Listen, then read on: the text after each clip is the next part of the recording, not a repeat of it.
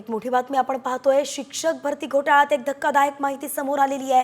मंत्रालयाचं बनावट पत्र तयार करत बोगस शिक्षक भरती करण्यात आली। सामाजिक कार्यकर्ते यशवंत मानकरांनी हा आरोप केलेला आहे। गोंदियामध्ये 17 शिक्षण संस्थांमध्ये बोगस भरती झाल्याची आता माहिती मिळते आहे। एकंदरीतच एक मोठी अपडेट ही आहे। मंत्रालयाचं कनेक्शन आता या शिक्षक भरती घोटाळ्यात समोर आलेलं आहे। या संदर्भात सामाजिक कार्यकर्ते यशवंत मानकरांशी बातचीत केली आमचे प्रतिनिधी पराग ढोबळेंनी। पाहूयात नेमकं त्यांचं काय म्हणणं आहे, काय आरोप आहेत।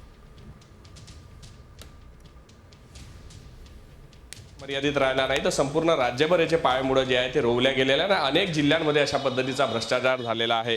या पत्रावर आपण पाहू शकतो की महाराष्ट्र शासन असं लिहिलेलं आहे, मात्र हे पत्र बनावट आहे। याच्यावर सही सुद्धा आहे, आवाजावक नंबर सुद्धा आहे। आणि कशा पद्धतीने महाराष्ट्र शासनाचे हे पत्र बनावट केले जाते, नियुक्त्या केल्या जाते, या सगळ्या संदर्भात बोलण्यासाठी आपल्यासोबत यशवंतजी आहे। मंत्रालयातून काही शिक्षकांची पदमान्यता मिळावी म्हणून अनेक शिक्षक संस्थाचालकांनी बनावट पत्र तयार केले मंत्रालयाचे।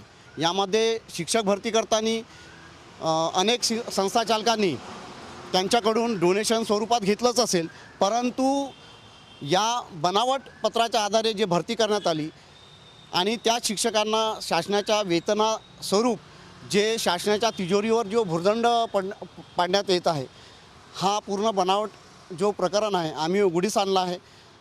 प्रधान सचिव यांना आम्ही शपथपत्र दाखल केलं आहे। त्या बनावट पत्राच्या आधारे आम्ही मंत्रालयाला माहितीचं अधिकार पत्र लावलं होतं की हे पत्र